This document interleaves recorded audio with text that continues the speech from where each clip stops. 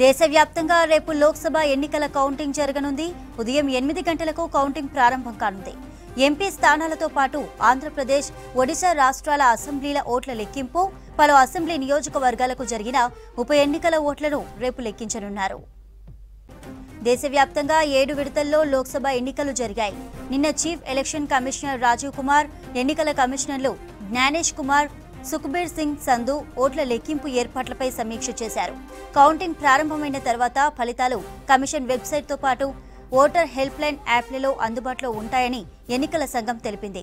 Returning అధికారులు, counting ఏజెంట్ల కోసం ఎన్నికల సంఘం ఒక హ్యాండ్బుక్ రిలీజ్ చేసింది. మరోవైపు ఇవాళ మధ్యాహ్నం 12:30కు ఢిల్లీలో మీడియా సమావేశం నిర్వహిస్తోంది కేంద్ర ఎన్నికల సంఘం. ఎన్నికలు ముగిశాక ఇలా మీడియా సమావేశం పెట్టడం ఇదే తొలిసారి. 2019 ఎన్నికల వరకు ప్రతి విడత పోలింగ్ ముగిసిన తర్వాత దాని వివరాలను డిప్యూటీ ఎలక్షన్ కమిషనర్లు వివరించేవారు. అయితే ఆ సంప్రదాయానికి ఈ ఏడాది గుడ్ బై చెబుతోంది కేంద్ర ఎన్నికల సంఘం. ఇక రాష్ట్రంలో 17 లోక్సభ సీట్లలో ఓట్ల లెక్కింపు జరగనుంది. ఇందుకోసం ఈసీ అధికారులు, సిబ్బంది భారీ ఏర్పాట్లు చేశారు. కౌంటింగ్ కేంద్రాల దగ్గర భారీ బందోబస్తు కొనసాగుతోంది. ఇక దీనికి సంబంధించిన మరిన్ని అప్డేట్స్ అందించడానికి యాదగిరి లైవ్ లో ఉన్నారు. యాదగిరి, డీటెయిల్స్ ఏంటి? చంద్రిక, రేపు ప్రారంభమయ్యే కౌంటింగ్ సంబంధించి తెలంగాణ వ్యాప్తంగా కూడా మొత్తం అన్ని ఏర్పాట్లు చేశారు. ఎలక్షన్ కమిషన్ ఈ కౌంటింగ్ సంబంధించి సర్వం సిద్ధం చేశామని చెప్పేసి ఇప్పటికే ప్రకటించింది. అయితే 17 ఈ అసెంబ్లీ కాన్స్టిట్యూన్సీ సెగ్మెంట్లకు సంబంధించి మొత్తం 34 కౌంటింగ్ కేంద్రాలను ఏర్పాటు చేశారు. ఎక్కడ ఇలా 34 కౌంటింగ్ కేంద్రాల దగ్గర కూడా ఎలాంటి ఇబ్బందులు రాకుండా, ఎలాంటి సమస్యలు రాకుండా అన్ని జాగ్రత్తలు తీసుకుంటామని చెప్పేసి ఇప్పటికే ఎలక్షన్ కమిషన్ ప్రకటించింది. అయితే ఏదైతే ఈ కౌంటింగ్ జరుగుతుందో కౌంటింగ్ దగ్గర 3 అంచెల భద్రతను పెట్టారు. తర్వాత అక్కడ ఎలాంటి అనుమానాలకు తావు లేకుండా ప్రత్యేక నిఘా ఆధ్వర్యంలో ఈ కౌంటింగ్ కొనసాగుతుంది అని చెప్పేసి ఎలక్షన్ కమిషన్ చెప్పింది. అయితే ఇందులో ఒక్కొక్క రౌండ్ దగ్గర ప్రత్యేకంగా అధికారులను నియమించారు. తర్వాత అబ్జర్వర్లను కూడా నియమించారు. ఎక్కడ కూడా ఎలాంటి అనుమానాలు రాకుండా పార్టీలకు సంబంధించినటువంటి ఏజెంట్స్ కూడా అక్కడే ఉంటారు కాబట్టి అక్కడ ఎవరికి కూడా ఎలాంటి ఇబ్బందులు తలెత్తకుండా అందరూ ఓకే అన్న తర్వాతనే అధికారి ఫైనల్ చేస్తారు. అక్కడ ఉన్నటువంటి అబ్జర్వర్కి సంబంధించినటువంటి అధికారి, సీనియర్ అధికారి ఉంటారు. ఆ సీనియర్ అధికారి వీళ్ళు ఒపీనియన్ తీసుకున్నాక వీళ్ళంతా ఓకే అన్న తర్వాతనే ఎవరికి ఎంత ఓట్లు వచ్చాయనే దానిపైన ఈ టేబుల్ల వారీగా ప్రకటించే అవకాశం ఉంటుంది. దానికి సంబంధించి అన్ని ఏర్పాట్లు కూడా చేశారు.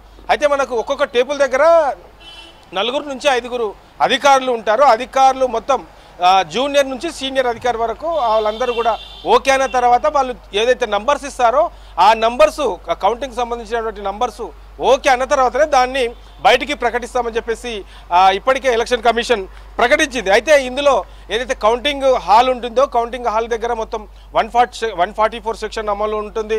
తర్వాత హాలుకు 100 మీటర్ల దూరంలోనే ఎవరైనా ఉండాల్సిందే ఉంటారు. 100 మీటర్ల లోపలికి ఎవరికి కూడా అనుమతి ఉండదు అని చెప్పేసి ఈ ఎలక్షన్ కమిషన్ ప్రకటించింది. దీంతోపాటు ఈ కౌంటింగ్ కేంద్రాలకు వెళ్ళే ఏజెన్సీకి సంబంధించి కొంతమంది ఏజెంట్లు కూడా నియమిస్తారు కాబట్టి వాళ్ళెవరు అధికారులతో పాటు వాళ్ళు కూడా ఈ ఫోన్లు అనేది లోపలికి ఎవరికి కూడా అనుమతి ఇచ్చాం, ఫోన్లు తీసుకొని వెళ్ళడానికి వీలు లేదని చెప్పేసి ఇప్పటికే ప్రకటించారు. ఒకవేళ అలాంటి ఫోన్లు కనుక ఎలక్ట్రానిక్ సంబంధించినటువంటి ఈ ఐటమ్స్ ఏమైనా తీసుకపోతే అలాంటి వాటిపైన అవసరమైతే చర్యలు కూడా తీసుకుంటామని చెప్పేసి ఎలక్షన్ కమిషన్ ప్రకటించింది. అయితే ఇందులో మనకు ఇందాకనే చెప్పినట్లు మొత్తం 17 అసెంబ్లీ ఈ సెగ్మెంట్లకు సంబంధించిన దాంట్లో ఈ చేవెళ్ళ, మల్కాజ్గిరిలో కొంత ఎక్కువగా ఈ ఓటర్స్ ఉన్నారు కాబట్టి అక్కడ 2 కౌంటింగ్ కేంద్రాలు ఉంటాయి, 2 హాళ్ళు ఉంటాయి. ఎందుకంటే మిగతా దాంట్లో ఒక్కొక్కటే ఉంటుంది కానీ ఇందులో ఇక్కడ ఎక్కువగా ఉంటాయి కాబట్టి ఇక్కడ 2 హాల్స్ ఏర్పాటు చేసినట్లు ఎలక్షన్ కమిషన్ ప్రకటించింది. అయితే ఈసారి ఇక్కడ ఈ కౌంటింగ్ విషయంలో పోస్టల్ బ్యాలెట్ తర్వాత ఈవీఎంలో వచ్చినటువంటి దాన్ని ఈ రెండింటిని కూడా ఎట్ ఏ టైము ప్రారంభిస్తారు. ఎందుకంటే ఈ పోస్టల్ బ్యాలెట్కి సంబంధించి సపరేట్గా హాల్ను కేటాయిస్తున్నారు ఈసారి. తర్వాత ఈవీఎంకి సంబంధించి సపరేట్ హాలు ఉంటుంది కాబట్టి 2 కూడా ఒకేసారి ఈ కౌంటింగ్ అనేది ప్రారంభమవుతుంది. గతంలో ఏదైతే ఈవీఎం ఉంటుందో, పోస్టల్ బ్యాలెట్ ఉంటాయో పోస్టల్ బ్యాలెట్ ప్రారంభమైన తర్వాత ఈవీఎం ప్రారంభమయ్యాయి. కానీ ఈసారి అలా కాకుండా 2 ఒకేసారి ప్రారంభమైతే అని చెప్పేసి ఎలక్షన్ కమిషన్ ప్రకటించింది. ఇది మిగతా రాష్ట్రాల్లో లేదు కానీ మన దగ్గర 2 ఒకేసారి అయితే ఈ పోస్టల్ బ్యాలెట్ ద్వారా 2 రోజుల క్రితం వరకే 2,80,000 పోస్టల్ బ్యాలెట్కి సంబంధించి వచ్చాయి. అందులో అవన్నీ కూడా ఏ జిల్లా ఈ పార్లమెంట్ సెగ్మెంట్ల వారికి ఇప్పటికే వాటన్నిటిని కూడా ఏర్పాటు చేశారు. దానికి సంబంధించి కూడా ప్రత్యేకంగా టేబుల్స్ కూడా ఏర్పాటు చేస్తున్నారు. పోస్టల్ బ్యాలెట్కి సంబంధించి కౌంటింగ్ సంబంధించి ప్రత్యేకంగా టేబుల్స్ను ఏర్పాటు చేస్తున్నారు. అటు ఒకవైపు ఈవీఎం, మరోవైపు ఈ పోస్టల్ బ్యాలెట్ కౌంటింగ్ అనేది కొనసాగుతూ ఉన్నది. ఈ రెండు తర్వాతనే ఎవరికి ఎన్ని ఓట్లు వచ్చాయనే దానిపైన ఫైనల్గా ప్రకటించే అవకాశం ఉంటుంది. ఇక ఈ కౌంటింగ్ కేంద్రాల వద్ద 3 అంచెల భద్రత ఉంటుంది. ఇందులో కేంద్ర బలగాలకు సంబంధించి మొత్తం 12 కేంద్ర బలగాలతో బందోబస్తును ఏర్పాటు చేస్తూ ఉన్నారు. ఇక సీసీటీవీ ఈ సీసీ కెమెరా నిఘాలతోనే మొత్తం అక్కడ కౌంటింగ్ కేంద్రాల్లో ఉంటుంది. ఎవరు కూడా ఎలాంటి అనుమానాలకు తావు లేకనే ఉంటుందని చెప్పేసి ఎలక్షన్ కమిషన్ ప్రకటించింది. అయితే మధ్యాహ్నం 12 గంటల వరకు కొంత ట్రెండింగ్ అనేది ఎవరికి ఎట్లా ఉన్నది అనే దానిపైన కొంత ట్రెండింగ్ వచ్చే అవకాశం ఉంటుంది అని చెప్పేసి ఎలక్షన్ కమిషన్ చెప్పింది. అయితే ఇందులో మొత్తం 17 లోక్సభ సెగ్మెంట్లు ఉంటే మనకు కొన్నిట్లో మాత్రం ఈ తక్కువగా అంటే మినిమంగా మనకు 13 రౌండ్స్ ఉంటాయి, అత్యధికంగా 24 రౌండ్స్ ఉంటాయి. మేజర్గా అయితే మనకు 14-15 రౌండ్సే ఉన్న ఈ సెగ్మెంట్లే ఎక్కువగా ఉంటాయి, మిగతావి చాలా తక్కువగా ఉంటాయి.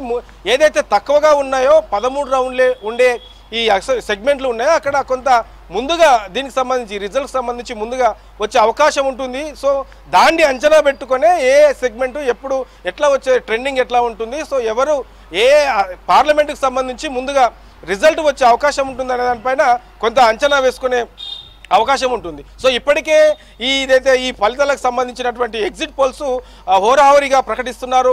కొన్ని పార్టీలకు సంబంధించి మరికొంతమంది ఇట్లా రకరకాలుగా చర్చ వస్తుంది. దీనికి రేపు మధ్యాహ్నం తర్వాత కొంత స్పష్టత వచ్చే అవకాశం ఉంటుంది. ఓవరాల్గా ఈ ఏదైతే 34 కౌంటింగ్ కేంద్రాలు ఏర్పాటు చేశారో ఈ 34 కౌంటింగ్ కేంద్రాల వద్ద కూడా భారీ బందోబస్తును ఏర్పాటు చేశారు. ఎక్కడ కూడా ఎలాంటి ఇబ్బందులు రాకుండా ఎక్కడ కూడా సమస్యలు తలెత్తకుండా అన్ని ఏర్పాట్లు అయితే చేస్తూ ఉన్నారు. ఈ కౌంటింగ్ సంబంధించి మొత్తం రాష్ట్ర వ్యాప్తంగా 10,000 మంది సిబ్బంది కౌంటింగ్ చేయబోతున్నారు. దీనికి అదనంగా మరో 50% మంది సిబ్బందిని కూడా అందుబాటులో ఉంచుతా ఉన్నారు. ఎందుకంటే ఏ సిచ్యువేషన్ ఎట్లా ఉంటుందో తెలియదు, ఎక్కడ ఎవరు అవసరం ఉంటుందో తెలియదు కాబట్టి ఆ సిచ్యువేషన్ బట్టి అదనంగా మళ్ళీ సిబ్బందిని కూడా నియమించే అవకాశం ఉంటుంది. కాబట్టి 10,000 సిబ్బందితో పాటు అదనంగా మరో 50% మంది సిబ్బందిని అందుబాటులో ఉంచుకొని మొత్తం ఓవరాల్గా ఈ కౌంటింగ్ చాలా ప్రశాంతంగా జరిగే విధంగా ఏర్పాట్లు చేసింది చంద్రిక.